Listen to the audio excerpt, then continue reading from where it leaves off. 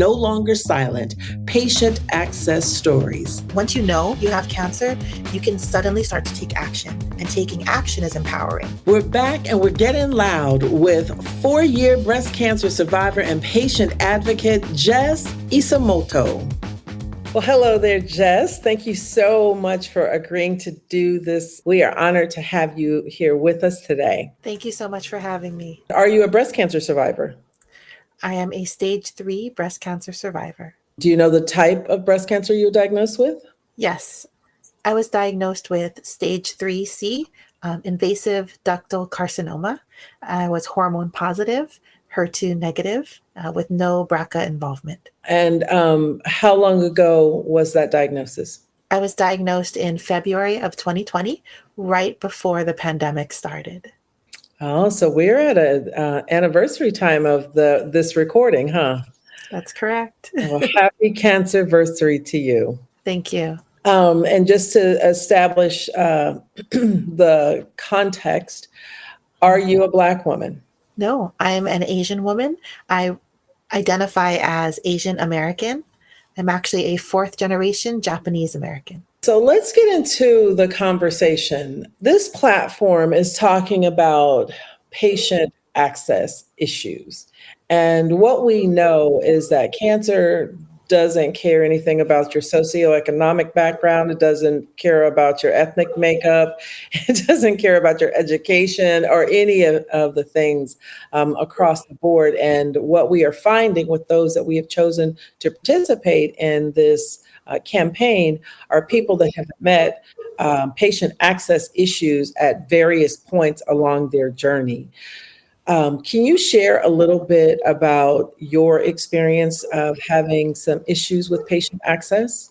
So, as an Asian woman, I feel like cancer or breast cancer wasn't really on my radar. It's not something that I see all the time in magazines and websites, in articles and ads. I don't think of young Asian women with breast cancer. Maybe that's a good thing, right? But some of the disbelieving that something can happen to you, right? There's this feeling of invincibility when you're young. And I was really only 40 at the time when I realized there was something going on with my breast. It was hardening and it was just changing. And I thought, this is kind of weird. Maybe I should get it checked out, but not really scared or urgent. And again, didn't have even the concept of cancer as just even a fear. It wasn't even there. And because it wasn't a quote unquote lump, which is the most common thing we think of when we think of breast cancer, I just didn't worry about it. So I finally tried to get an appointment, couldn't get one with my primary care provider, just the timing of it. So I went to a clinic and just saw a random doctor. I was 41 at the time. And this random doctor at a clinic was really nice, but he said, it just seems like normal aging things, maybe a fibroid, nothing to be afraid of, nothing to worry about.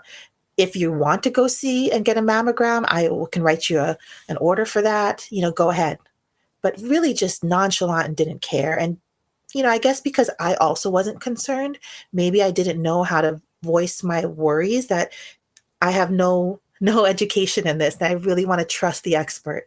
But this expert looked at my age, potentially looked at my race, and really just said it was nothing. I did nothing about it then for a year and a half. How'd you feel when he just said it was nothing? Did you believe it? Did you trust it? Yeah. So when a doctor tells you something's nothing, there's sort of this relief because you also want it to be nothing. But the truth is, a little bit in me, probably the tiny little smart voice inside of me said, hey, maybe you should say something. Maybe you should speak up and ask more questions. And honestly, that's a little hard to do sometimes as a female, as a person of color, as an Asian American woman. There's many times as a non-medical expert, there's just many times when it's hard to speak up and ask the additional questions and to keep that doctor in the room longer. So that's something I've been learning to advocate more as a cancer patient now. But back then, nope, I just kind of heard that, said, okay, great. Maybe that's a good thing. I will ignore this potential health problem for another year. You said something in your intro that you said how you discovered the diagnosis.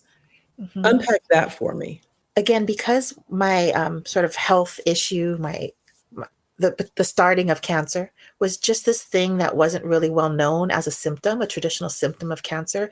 I really wasn't doing any research or figuring it out, and I took this random doctor's sort of nonchalant answer as the answer. And I just ignored this, thought this was nothing, no big deal, did no further research. And it took another symptom to develop a year and a half later. When I started to get constant pain in my armpit, it felt like as if you were just kind of tucking your purse under your arm or like your wallet, and then you walk around all night like at the bar. And it was just constantly sore, but I wasn't carrying anything under my arm. And that constant soreness, I started complaining like to my sisters and my cousins and my friends. And one of them finally said, "Hey, that doesn't sound good. You should go see a doctor. You should really go see and get a mammogram. Hey, you should really do this." And I was like, eh. And it took maybe like a couple months until finally this friend said, "I am not talking to you until you get this done." And that kind of hardline approach is what really worked for me. And that's how I realized that these are symptoms that could be serious and I need to take them seriously if I care about my own health. What was your resistance? Because you said that when the doctor dismissed you, you kind of knew deep down inside that there was probably something going on. So a year and a half later, you've got some more symptoms. You've got family members telling you to go, and you had to have a friend, beautiful friend, hug and love that friend forever for giving you the ultimatum to stay in your life, or you go, or you'll lose me if you don't go get this checked out. I would say that it was probably a combination of nothing like this won't happen to me.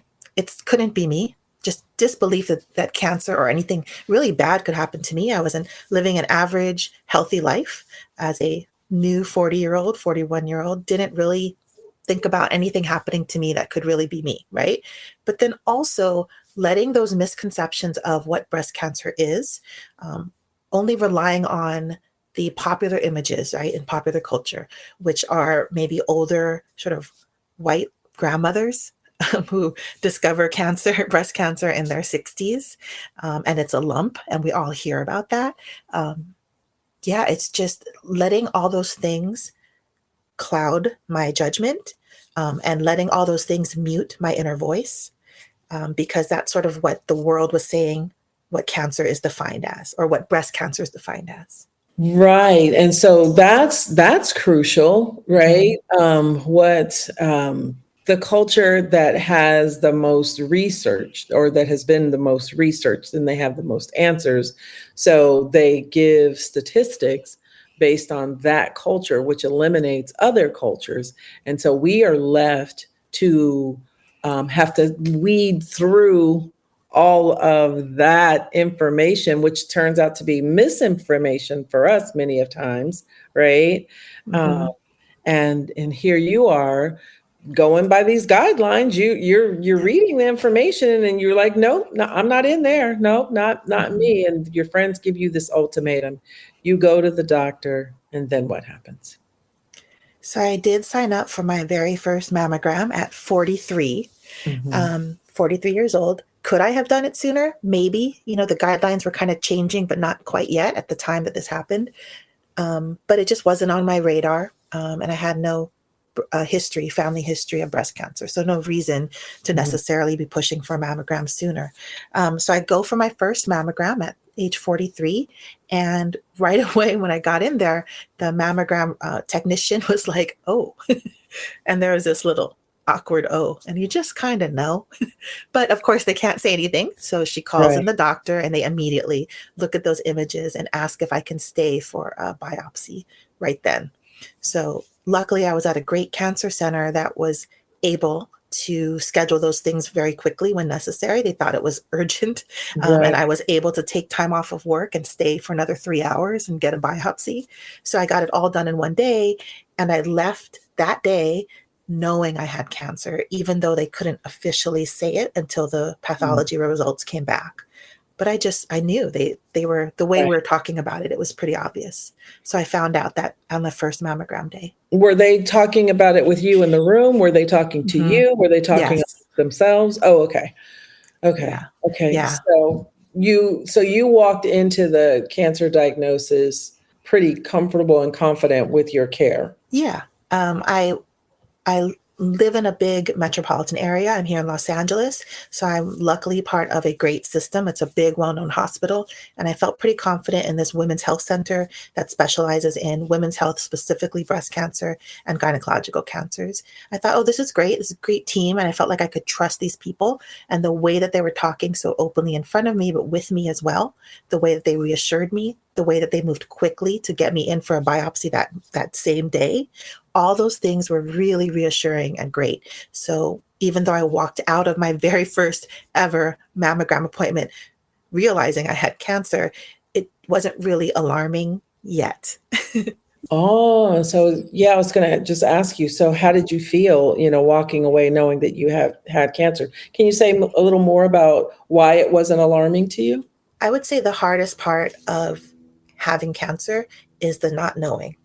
And I think a lot of fellow patients and survivors I talk to, it's the diagnosis part where you're sort of just waiting to find out for sure if it's cancer. Suspicious results could be cancer, or you're waiting for the staging and the next steps, right? In some great way, my fast diagnosis was like ripping the band-aid off.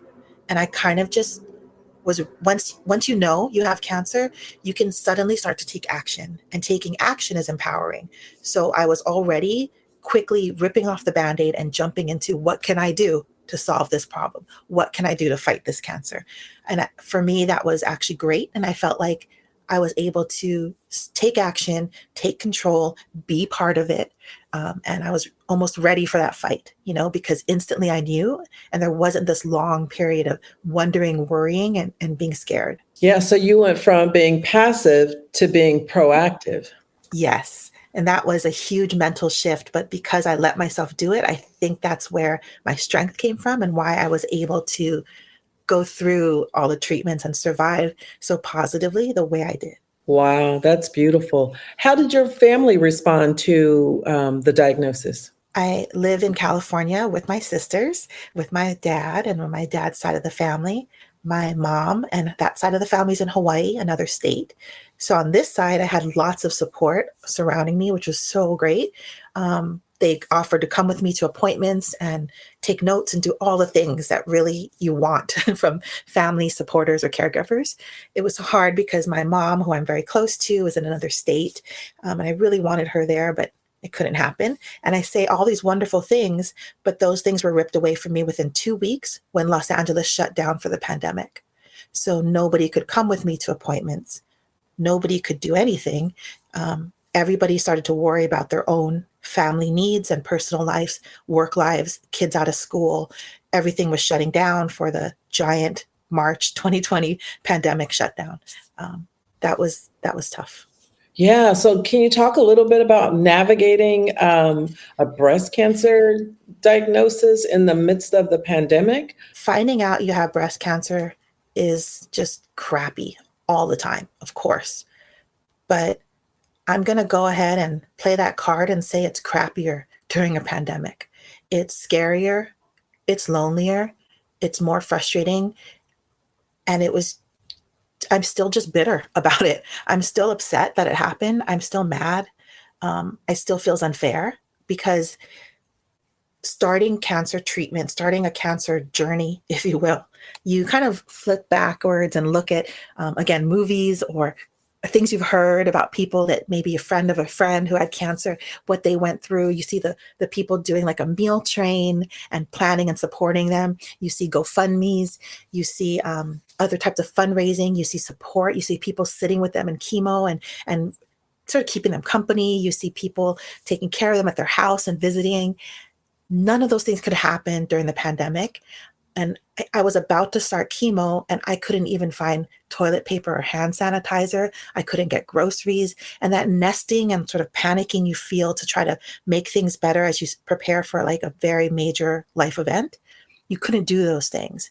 And I wanted to rely more on support from my family, my community, my people. And they were still trying to give it, but they were also, of course, having to take care of themselves and their own families because there were such major changes happening in everyone's lives at the time. It was really hard. And I hate it. I mean, there's there's no other way to say it. It was really, really the worst possible time to get cancer. Oh, wow. Yeah, my heart goes out to you. I had, at Carrie's Touch, we have survivor leaders, and of the survivor leaders, we started to have a hard time with support because they were having PTSD, because of all of the nesting that you're talking about that you weren't able to get. It took them right back to their cancer journeys. It was a tough time. What about support from the hospital? Because hospitals didn't know what Mhm. COVID was. They didn't know what to do.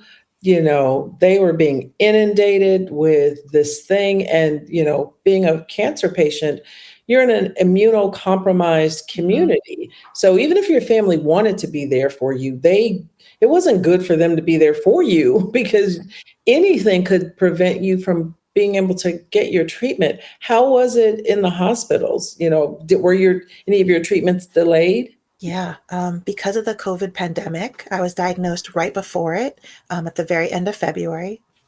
And for most people, the pandemic started in middle March of 2020. Um, so my chemo start date was actually delayed by a month, because of the pandemic and the hospital trying to figure out what to do. Um, that was that was hard. There's this anxiety that builds up that can be at least somewhat handled if you're taking action and moving forward with next steps. But when you're not, the anxiety just has free reign to go crazy. Like your brain just goes for it. It was very hard to handle both being newly diagnosed, but also being put on hold because of the pandemic. Um, Also at the hospital, because of the pandemic, no visitors were allowed. No one could come with you, even into the building. So you had to be dropped off, on the street to walk in yourself for everything. That was that was really tough. I wanted someone with me, It was really hard. Um, and then the masking everywhere, just trying to even get your hands on masks and hand sanitizer to feel safe and comfortable. So at this time when the world was shutting down or did shut down, and then it kept going, the shutdown kept happening, right? We all remember this period. And people were sort of scared to go outside and interact with other people. As a cancer patient, I had to go to the hospital to basically ground zero of infection because that's also the COVID treatment centers. I had to go. So during 2020, I went to the hospital 75 times.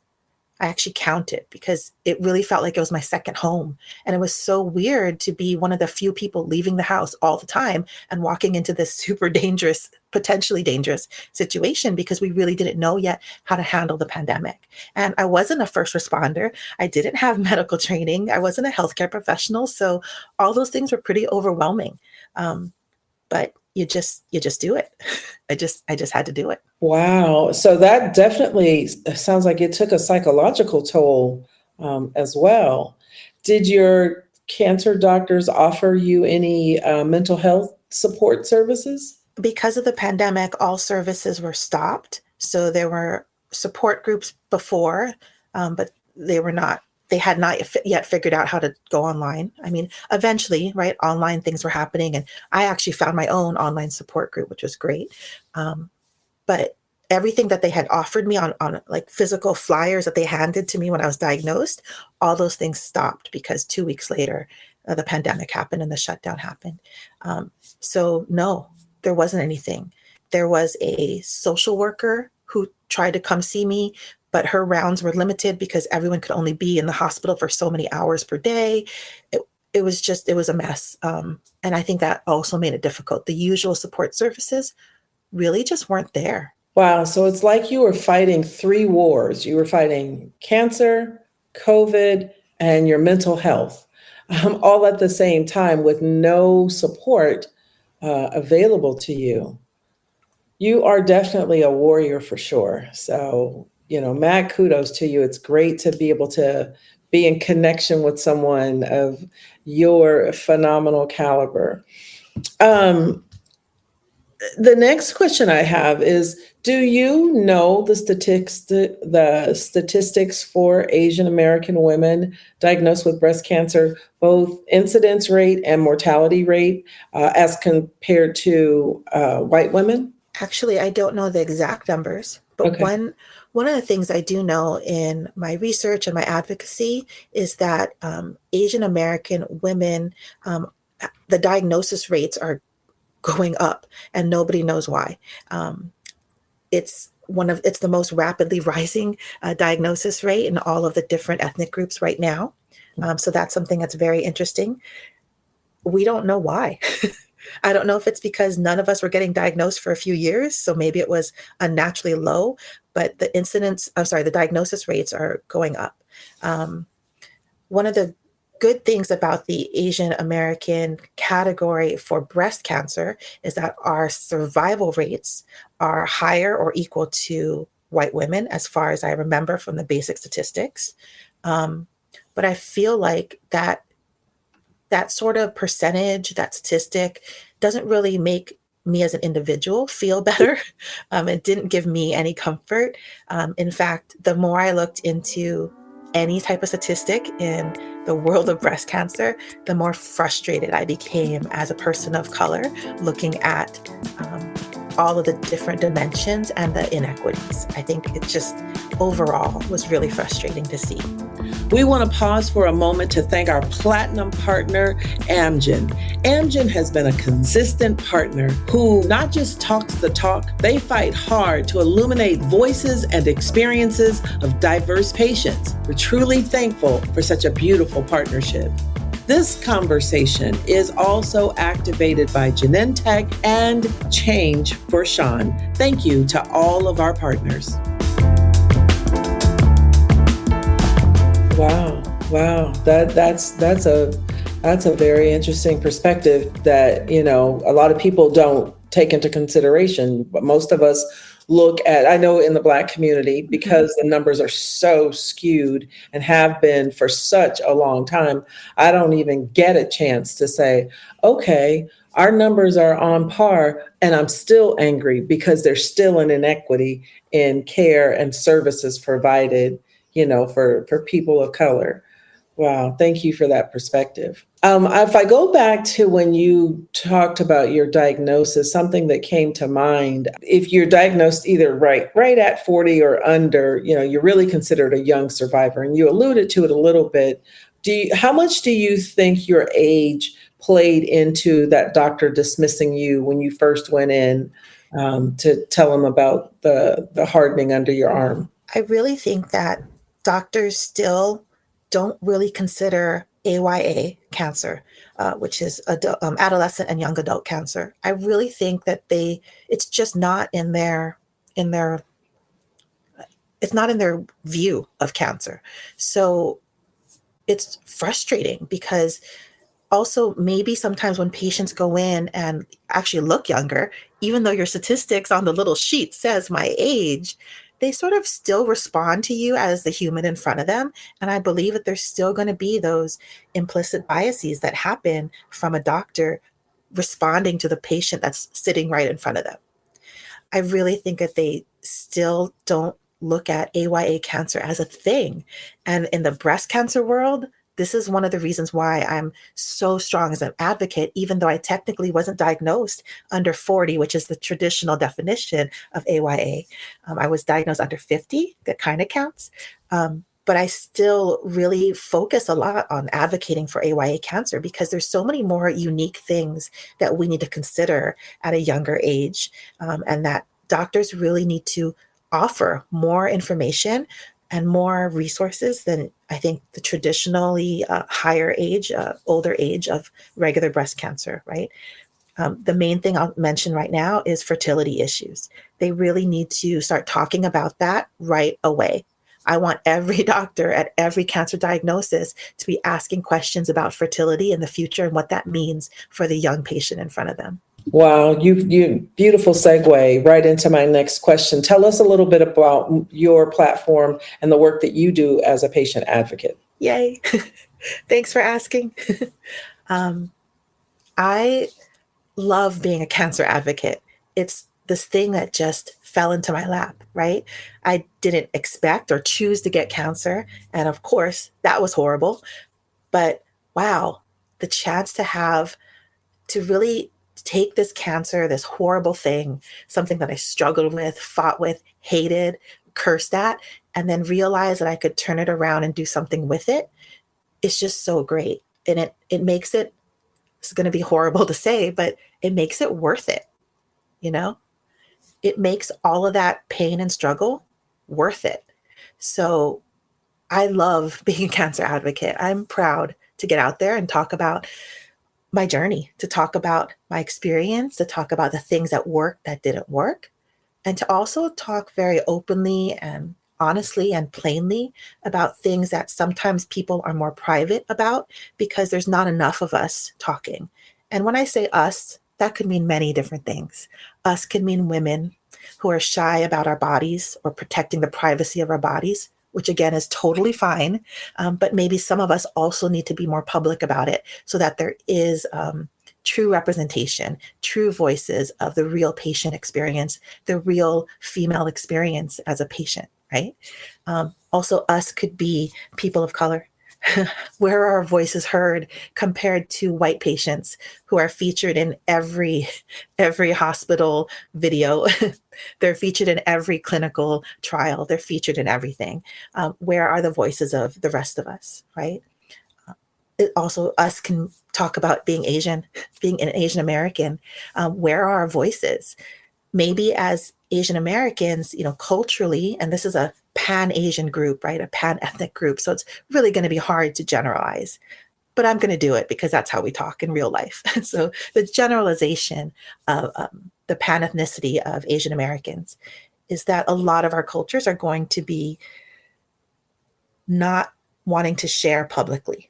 We're going to be cultures that keep our personal issues inside the family, keep it to ourselves. We don't want to draw attention to ourselves. We don't want to be the one trying to represent the whole community because who am I to be doing that, right? It's not, no one's given me this role. So there's this feeling of trying to, how do we represent and support each other collectively without really standing out and trying to draw too much attention to ourselves. My role as a cancer advocate is to break that stereotype. I will draw that attention to myself. I'll be that one, and you all can talk about it if you need to, that's fine, but someone needs to do it. And so let's get more of us who are willing to do it, because not everyone should have to, not everyone needs to, but some of us need to be there. Some of us need to be standing in front of our own communities saying, this happened to me. Let me help you through it. Look at how I've survived it. This is what it looks like when we survive. They need to be able to see our faces. They need to be able to hear our voices. They need to connect with our stories and our families and our communities and say, okay, I see now that I got a diagnosis of cancer, but I can visualize what a survivor looks like. And that survivor looks like me. So I'm really happy to be out there as a cancer advocate. I'm happy to be out there fighting for cancer equity, for health equity, fighting for my communities, fighting for all the communities. I want us to be out there, those of us who have that strength and that fire to do it. I want us to do it. I'm proud to do it. Sign me up. I have goosies. Goodness. I love it. And I am so grateful to have you as a cancer advocate. If I were a policymaker, and this podcast is about being no longer being silent, and that's not you at all. You are not silent. Looking at patient access issues. What would you say to me if I'm a policymaker around patient access issues? When I say to a policymaker, man, so many things. I feel like policymakers in general are still forgetting who they're representing. They're forgetting the true diversity of everyone they should be representing. So some of us have to yell a little louder to be included in those policies, to be included in the funding, to be included in the laws, to be just included. So we're still, especially in healthcare, I think a lot of us are still fighting to be seen so that we're taken care of equally. This is so important to me because now that I'm more involved in the breast cancer community and hearing stories of my breasties, my fellow breast cancer patients, um, so many of us are just not being heard. We're not being supported by insurance. We're not getting the care we need. We're seeing a lot of things that just don't make sense. Like when the American Cancer Society tried to recommend that mammograms don't start until 50, things like this. So there's just a lot of times where we're still like, as if we're starting from scratch, like, hello, this has been going on forever. But here we are as patients telling you, you're not listening to us. We're right here. Do you see that I exist? Look at me. This is my life. I'm living it. I'm struggling through cancer treatment. I need this from you. And it still has to be like these very plain statements because they're just not getting it. That's how I feel in general. I want to sort of bring all of us together to make our voices louder so that we are heard by policymakers and that change can happen at the macro level where it really needs to happen. Ooh, girl, let's see. Get your campaign together, ma'am. I am ready to donate. What's your Venmo? I am ready to donate. That is so beautiful. What you said and what we are finding across these interviews is this common thread of not being seen, not being heard, not being included. So I think the message that you are sending is very loud and very clear and very strong, that we are asking to be included.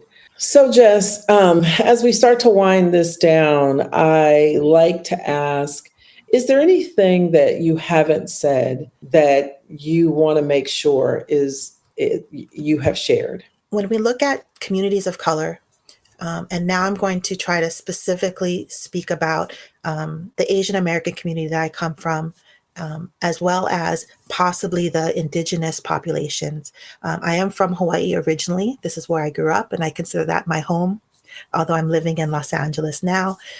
So I definitely have a affinity and understanding for the Native Hawaiian population and other indigenous populations. There is this potentially a mistrust of the government, policymaking, medical science, things that have not necessarily treated these communities well. And this can also potentially be true of other communities too. But the reason I'm trying to talk about that is when we looked at the COVID pandemic and what it took to convince people to protect themselves and their neighbors and how we got that public health information out there, there was still this mistrust. And I think a lot of us understand where that's coming from because that's coming from real history, real facts of times when our people, our communities were not treated right by the people telling us what to do. And when we look at when we take what that looks like into cancer, right? How are we making sure that awareness, public health promotion, screenings, treatment options, both traditional, alternative, different types of options, how are we making sure that these things are really being shared genuinely in a way that's proven, that's experimental, like clinical trials proven, in a way that is coming from personal stories of people we can relate to? What are we doing to get that information out there to protect and uplift and take care of our own communities? Because I get why we can't just allow the bigger governing bodies to do it on their own. It's just not going to happen. So to me, it's just really important that cancer advocates uplift their voices. Certain communities of color can't really trust, and historically have reasons to not trust public health organizations, the government, sometimes even just regular medical science. So for those reasons, let's make sure we're being well represented in clinical trials and research. Let's make sure that our needs, our unique values are respected and taken care of when we're given treatment options. Let's make sure that we have real stories from representatives and just fellow members of our own communities who have experienced these things before us, so that we have people we can look to and trust. All those reasons are why it's so important for me as a person of color to be a cancer advocate. Yeah, wonderful. So, just a few more questions. These are a lot lighter. A lot lighter. um, um, which do you prefer, day or night? Day. I love the sun, the beach, daytime, frolicking around in the open air. Day. Give me daytime anytime. I love it. Chocolate or vanilla? Chocolate. What is that even that's a question? It's a real question. It's not a question. Um, breakfast or dinner? I don't know how to answer that one. I think food can be had at any time of day. It doesn't matter what. There's no rules for food. Well, I didn't say There's what no time of day you rules. had it. I'm asking about the meal. It doesn't matter when you have it. You could have steak for breakfast and So no, pancakes for dinner. no, I get no You food want all the time, all day. The answer is all day. I love it. I love it. And finally, what brings you joy? I'm definitely a little things all the time, like the little things make you happy kind of person. Yeah. It's the little things that bring me joy. And if I didn't see those little things, I think every day would be harder. So I'm glad that I let the little things bring me joy. It could be probably my dog. I love my dog daughter. It could be just a great little snack. It could be nice weather, a day without traffic, a funny joke from a friend. It's the little things. The little things bring me joy and keep me going. Thank you so much, Jess, for joining us today. Thank you for your story. Thank you for your courage. And thank you for being a beautiful representative of the AAPI, Asian American Pacific Islander community, and for illuminating those voices that need to be illuminated, and for being an advocate for Black women navigating breast cancer. Blessings to you, sis. Thank you to renowned virtual photographer John Keatley and his incredible team. A special thanks to Photos by A-Love LLC, April Jones, Retouch Artist, and to the dedicated Carrie's Touch tribe for your unwavering support in helping us create stories that heal. And another big thank you to our platinum sponsor, Amgen. For more information about these stories and other survivor support and advocacy information, visit us at our website at www.carriestouch.org.